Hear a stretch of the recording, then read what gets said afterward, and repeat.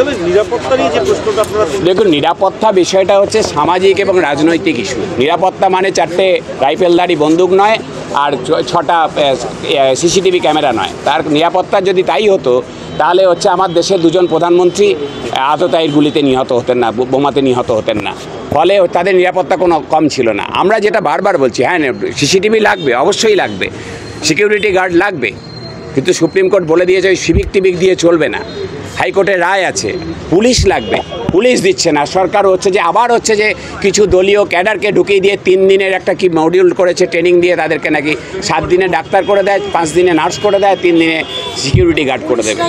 কিন্তু রাজনৈতিক সামাজিক বিষয়ে নিরাপত্তাটা আমরা যেটা বলছি, যদি আইনের শাসন না থাকে, আইন তো আমার দেশে আছে, আইনের প্রয়োগ যদি না থাকে, যদি হচ্ছে প্রশাসন নিজে তথ্য প্রমাণ লোপাট করে, তদন্ত বিভ্রান্ত করে, তাহলে হচ্ছে কোন আইনের কোথায় প্রয়োগ হবে? ফলে হচ্ছে আমরা বলছি যে এটা নিরাপত্তা একটা রাজনৈতিক সামাজিক বিষয়। এটাকে দরকার যেটা হচ্ছে যে রাজনৈতিক সদিচ্ছা এবং আইনের শাসন।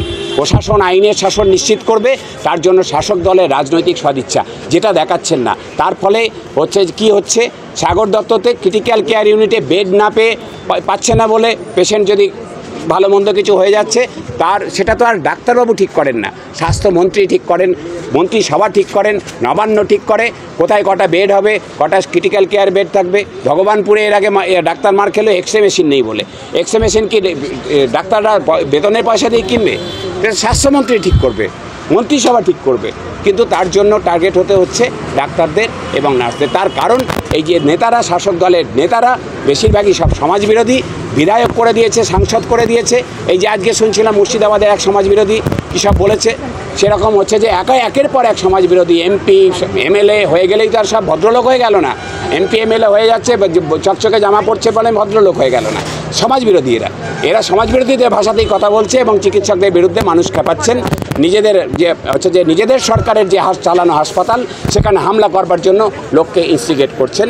বাংলার মানুষ সব দেখছেন, আর আমরা আদালতকেও সব জানাবো। দেখা যাক। আপনাদের এখন চাহিদা একটাই, অভয়ার হচ্ছে ন্যায় বিচার চাই, এবং আর দ্বিতীয় কোনো অভয়া যাতে না হয়।